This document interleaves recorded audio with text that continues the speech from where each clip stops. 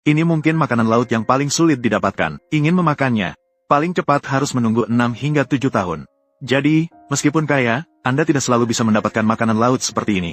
Ingin menangkap makanan enak ini, maka harus datang ke muara Sungai Zhujiang. Di sini adalah tempat pertemuan air asin dan tawar. Makanan melimpah, menarik banyak organisme laut untuk mencari makan di sini, yang juga tertarik ke sini. Dan Acang dan Alun mencari sepanjang pagi.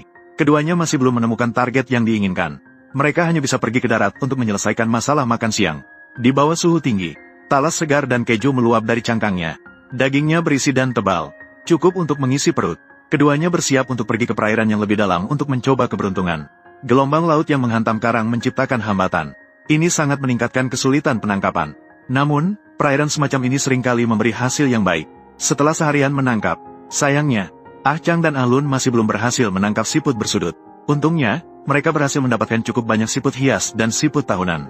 Tidak sampai harus bekerja keras seharian. Lao Zong tidak bisa mendapatkan bahan makanan yang diinginkannya hari ini. Dia hanya bisa membiarkan Lao Ping pergi ke Pulau Dongsan untuk mengumpulkan siput bersudut. Siput bersudut dibagi menjadi 2 jenis. Yang berbentuk bulat disebut sebagai siput bergaris. Yang memiliki tonjolan segi disebut siput bersudut. Dalam kasus ukuran yang sama, daging siput bergaris lebih banyak. Oleh karena itu, lebih disukai orang-orang. Keberadaan siput ini berharga bukan hanya karena sulitnya menangkapnya, tetapi juga karena siklus pertumbuhannya yang lambat. Lihatlah siput tahunan ini. 1 tahun, 2 tahun, 3, 4, 5, 6, 7, 8. Siput bersudut yang berusia 7 atau 8 tahun. Mungkin masih belum mencapai 4 pon. Jadi, itu sulit didapat. Lao Zong hari ini berencana menggunakan metode memasak yang paling tua. Meletakkan siput bersudut di atas bara api untuk dipanggang. Kemudian menuangkan saus yang sudah disiapkan. Memasukkannya ke dalam mulut siput untuk dipanggang kembali. Metode memasak yang tampaknya sederhana, namun sebenarnya sangat kompleks. Hanya bisa mengandalkan mendengarkan suara dan melihat warna. Mengendus aroma untuk menilai keadaan daging siput di dalam cangkangnya. Saat ini, hanya sedikit orang yang masih menguasai teknik ini. Aromanya harum.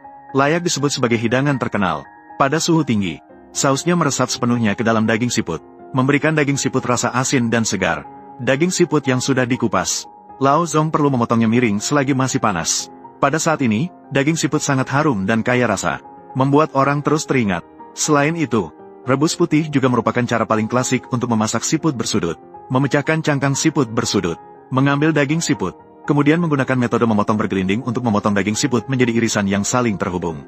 Biasanya hasil daging hanya sekitar 20%. Daging siput yang sudah diolah dimasukkan ke dalam panci untuk direbus cepat. Dengan cara ini, rasa manis daging siput dapat terjaga. Setelah disajikan, cepat-cepat siram dengan minyak ayam panas. Dengan demikian, kelembapan dapat terjaga.